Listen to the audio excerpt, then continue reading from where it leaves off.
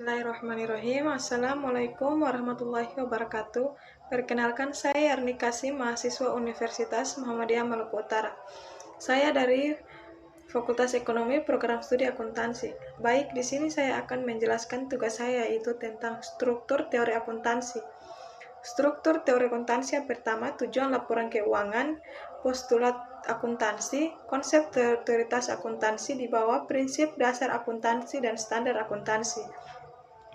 Elemen struktur teori akuntansi tujuan laporan keuangan adalah untuk menyediakan informasi yang menyangkut posisi keuangan, kinerja serta perubahan posisi keuangan suatu perusahaan yang bermanfaat bagi sejumlah besar pemakaian dalam pengambilan keputusan ekonomi. Selanjutnya, elemen struktur teori akuntansi. Postulat akuntansi adalah pernyataan yang dapat membuktikan kebenarannya sendiri atau disebut juga aksioma yang sudah terima karena kesesuaiannya dengan untuk menopang dan mewujudkan laporan keuangan yang menggambarkan aspek ekonomi, politik, sosiologis, dan hukum suatu lingkungan di mana akuntansi itu beroperasi. Selanjutnya, elemen struktur teori akuntansi. Konsep otoritas akuntansi adalah pernyataan yang dapat membuktikan kebenarannya sendiri atau disebut aksioma yang juga sudah diterima umum karena kesesuaiannya dengan untuk menopang dan mewujudkan tujuan laporan keuangan.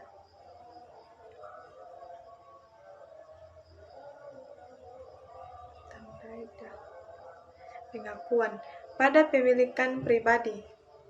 Selanjutnya, postulat akuntansi entity.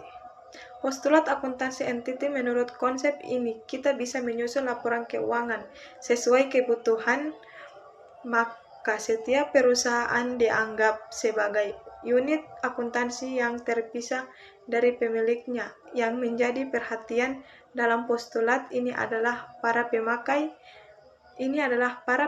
laporan keuangan, bukan pada apa yang diinginkan oleh teori akuntansi. Selanjutnya, going concern. Postulat ini menganggap bahwa perusahaan akan terus melaksanakan operasinya sepanjang proses penyelesaian proyek, perjanjian, dan kegiatan yang sedang berlangsung. Artinya bahwa perusahaan dianggap tidak akan berhenti, ditutup atau dilikuidasi di masa yang akan datang. Jadi postulat ini membenarkan metode historical cost dan book value terhadap aset. Unit of measure. Postulat ini menganggap bahwa setiap transaksi harus diukur dengan suatu alat ukur atau alat tukar yang seragam. Alat ukurnya adalah uang atau rupiah. Keterbatasan informasinya dalam bentuk mata uang. Nilai berfluktuasi karena tergantung kepada kemampuan dari daya beli uang tersebut. Accounting period dalam menyajikan laporan keuangannya harus dilakukan secara periode. Pengertian periode adalah jangka waktu pelaporan yang dapat bulanan, per triwulan, caturwulan, semester, dan tahunan. Selanjutnya, konsep teori akuntansi. The proprietary teori. Menurut konsep ini, entity adalah sebagai agen perwakilan atau penugasan dari pengusaha atau pemilik. Tujuan utamanya adalah menentukan dan menganalisa kekayaan bersih perusahaan yang merupakan hak si pemilik. Selanjutnya, the entity theory.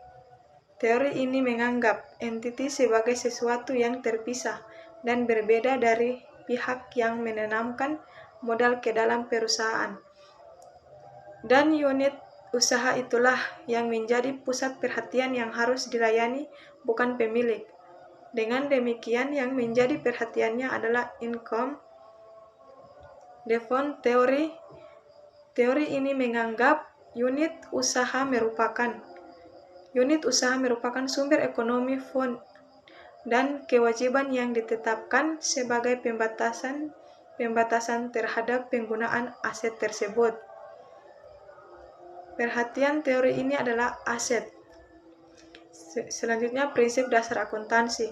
Dasar akrual dalam menyusun laporan keuangan, pengakuan transaksi didasarkan pada kejadian atau peristiwa, bukan didasarkan pada transaksi kas. Kelangsungan usaha laporan keuangan disusun berdasarkan asumsi bahwa entiti yang dimaksud akan terus melanjutkan usahanya. Tidak ada likuidasi. The cost principle sering disebut dengan historical cost, yaitu dasar penilaian yang tepat untuk mencatat perolehan barang. Dengan kata lain, setiap perkiraan dinilai berdasarkan harga pertukarannya pada tanggal perolehan. The revenue principle menjelaskan 3 hal, yaitu pertama, A. Sifat dan komponen revenue. B. Pengukuran revenue. C. Bukti pengakuan revenue. The matching principle. Prinsip ini mengatur agar pembebanan biaya harus dilakukan pada periode yang sama dengan periode pengakuan pendapatan. Baik, itulah hasil dari tugas saya. Lebih dan kurangnya saya mohon maaf.